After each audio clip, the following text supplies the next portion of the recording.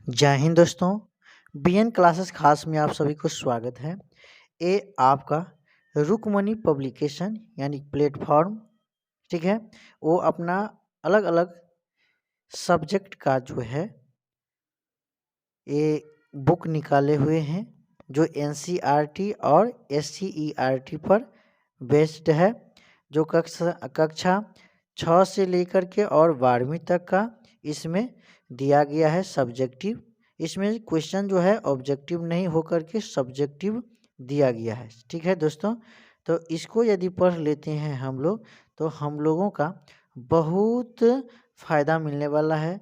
जितने भी एग्ज़ाम हम लोगों को आने वाला है उन सभी एग्ज़ाम में इससे क्वेश्चन मिलने का अधिक से अधिक संभावना बनता है।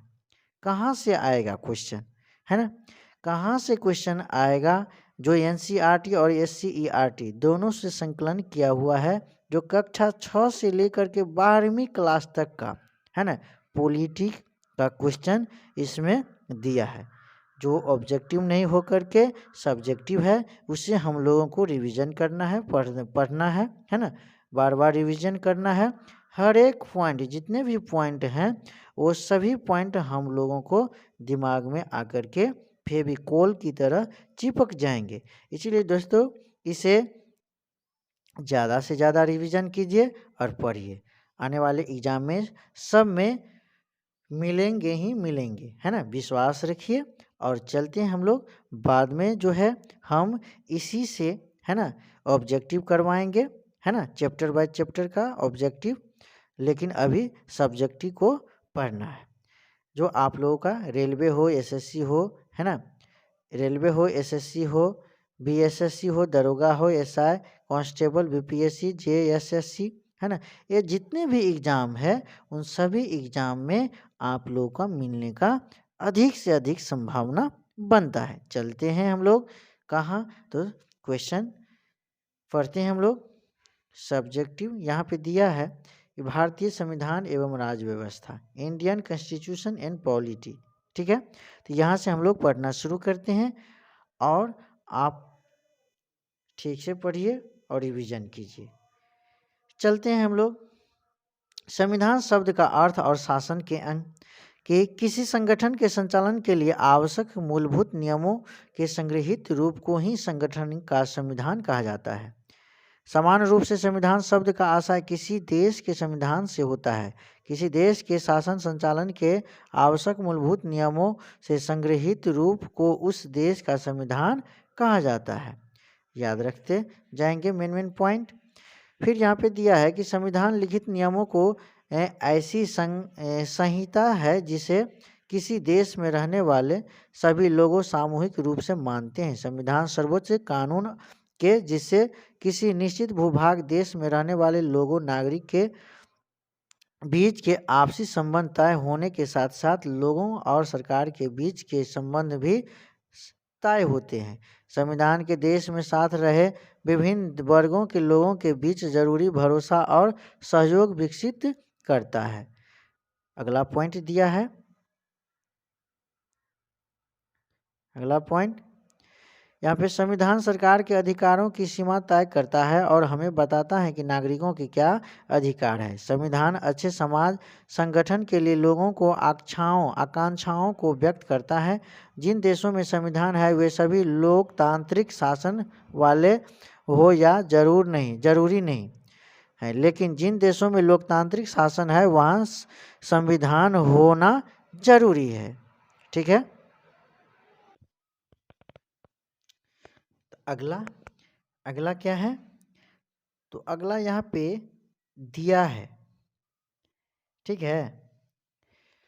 फिर हम यहाँ से पढ़ते हैं कि संविधान अच्छे समाज के गठन के लिए लोगों को आकांक्षाओं को व्यक्त करता है। जिन देशों में संविधान है वे सभी लोकतांत्रिक शासन वाले, यह जरूरी नहीं है कि, लेकिन जिन देशों में लोकतांत्रिक शासन है वहाँ संविधान का होना जरूरी है। यहाँ तक पढ़ लिए थे। अगला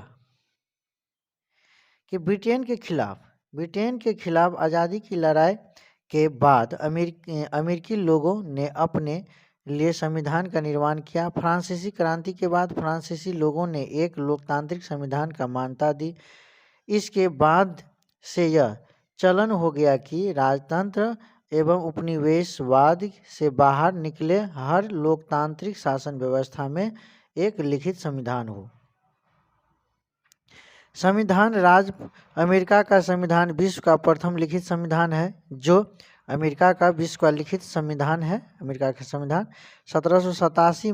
1787 में फिलाडेल्फिया सम्मेलन के दौरान निर्माण किया गया और 4 मार्च 1789 में लागू किया गया। समझ गया? बढ़ते हैं। राज्य व्यवस्था शब्द के अंतर्गत किसी देश के शासन की प्रकृति, स्वरूप एवं आम तौर तरीका समाहित है। किसी देश के राज्य व्यवस्था का मुख्य आधार उस देश का संविधान होता है, उसके अनुकूल चलना पड़ता है। विधायिका, कार्यपालिका और न्यायपालिका शासन सरकार के 3 अंग होते हैं। शासन का वह अंग जो नियम बनाता है वो विधायिका कहलाता है, लेजिस्लेचर। ठीक है, कहते हैं। लोकतांत्रिक व्यवस्था में विधायिका जनप्रतिनिधियों की सभा होती है जिसके पास देश के कानून बनाने का अधिकार होता है। शासन के वह अंग जो संविधान के नियमों तथा विधायिका द्वारा बनाए गए नियमों के लागू कराता है तथा उन्हें कार्यान्वयन एवं फैसले लेने का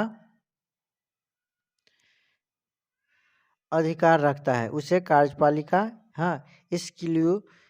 एग्जीक्यूटिव कहते हैं। कार्यपालिका पर न्यायपालिका के आदेशों को भी लागू कराने का भार होता है। शासन का वह अंग जिसके पास न्याय करने और कानूनी विवादों को निपटाने का अधिकार होता है उसे न्यायपालिका या जुडिशियरी कहते हैं। ठीक है, अगला देखते हैं। अगला पॉइंट यहाँ से दिया है दोस्तों, उसको थोड़ा बढ़िया से देखना है कि ये है शासन का अंग। शासन का 3 अंग होते हैं, क्या क्या?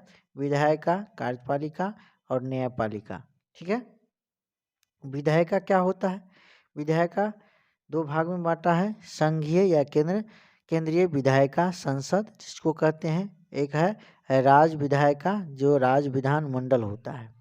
समझ गए? तो संसद का अंग में क्या है? लोकसभा, राज्यसभा और राष्ट्रपति। संसद में कौन कौन बैठते हैं? लोकसभा, राज्यसभा, राष्ट्रपति। और विधानमंडल का अंग कौन कौन सा होता है?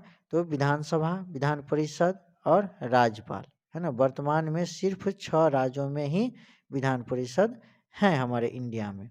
बढ़ते हैं अगला क्वेश्चन, अगला पॉइंट। संसद सदन, तो लोकसभा, राज्यसभा, है ना। संसद के लोकसभा और राज्यसभा, सदन को लोकसभा और राज्यसभा।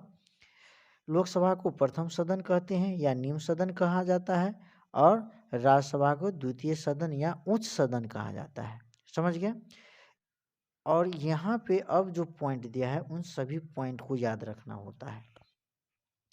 सदन का कार्यकाल कितने वर्ष का होता है? 5 वर्ष का। सदन का कार्यकाल 5 वर्ष का।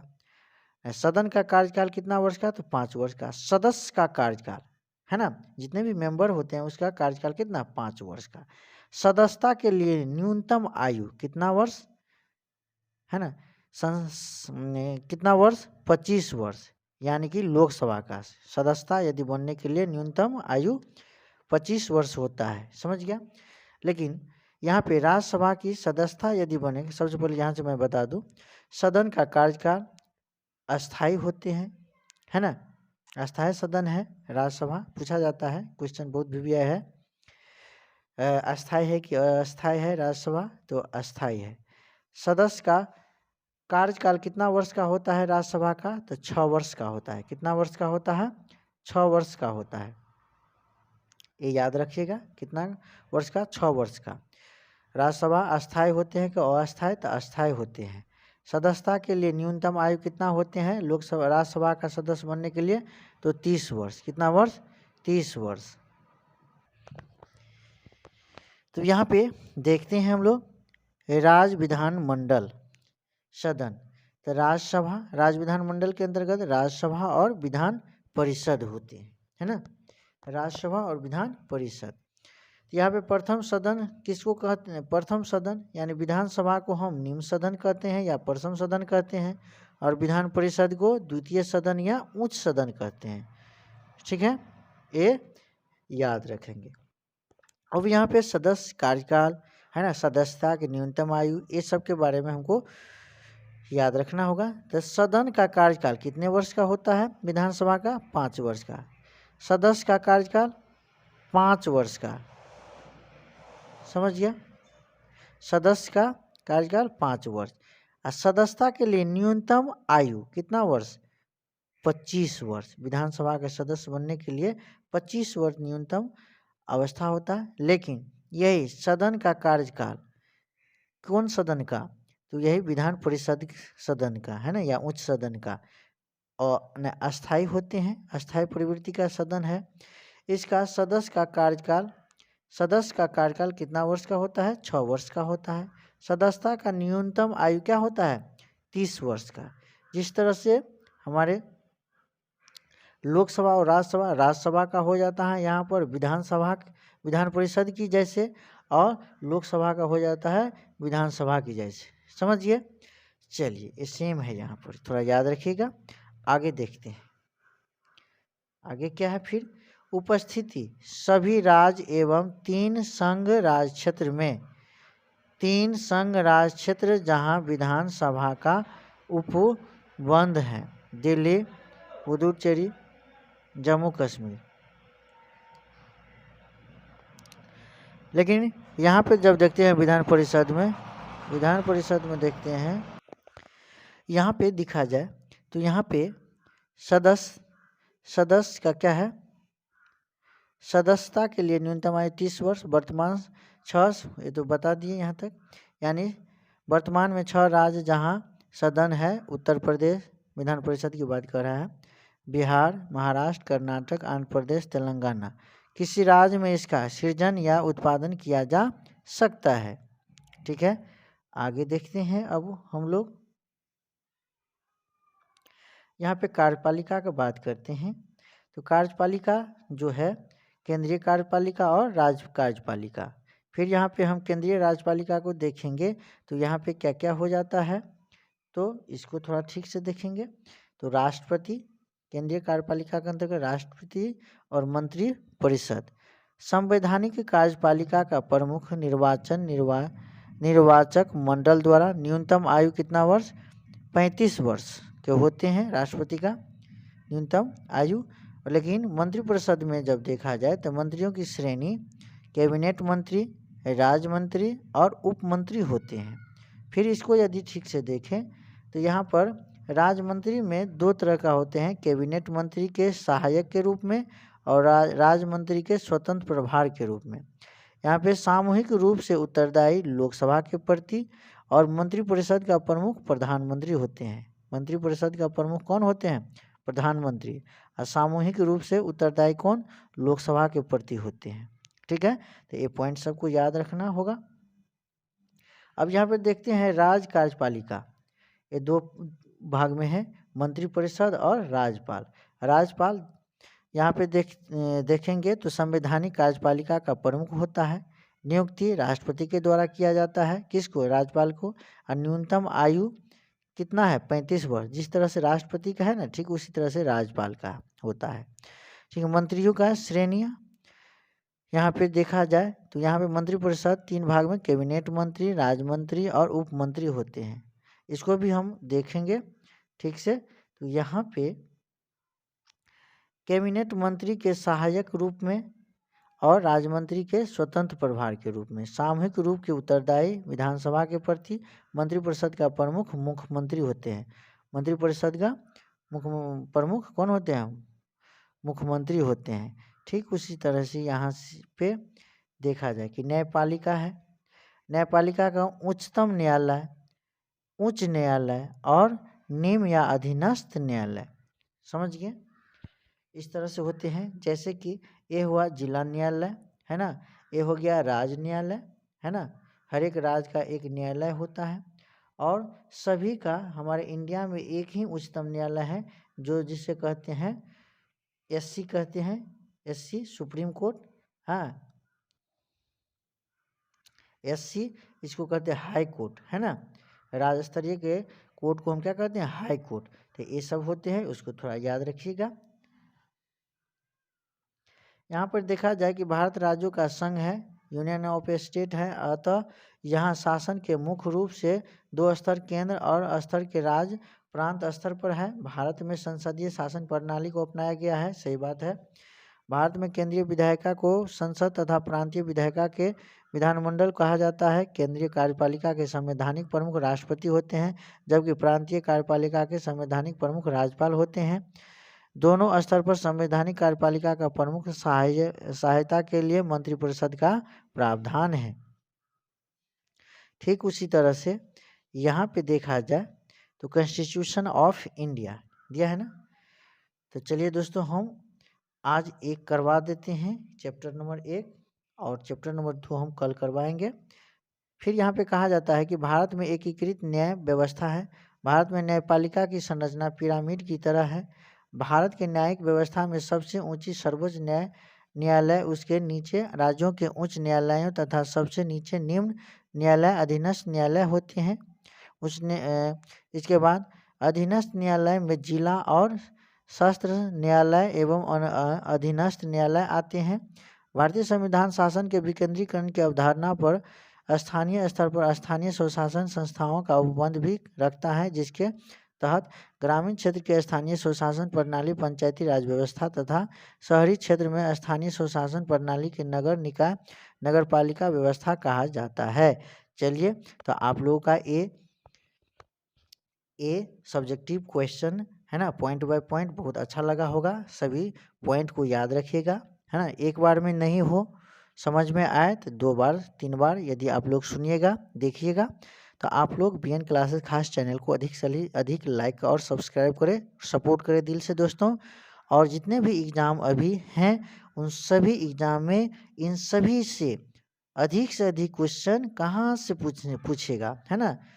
तो बस अधिक से अधिक क्वेश्चन मिलने का संभावना बनता है, तो आप लोग रिवीजन ज़्यादा से ज़्यादा करें। धन्यवाद, मिलते हैं अगले चैप्टर को लेकर के कल। हम जो कल पढ़ाएंगे आप लोगों को चैप्टर नंबर 2 से शुरू करेंगे, चाहे 2 और 3 को ख़त्म करेंगे। तो तब तक के लिए जय हिंद, जय भारत।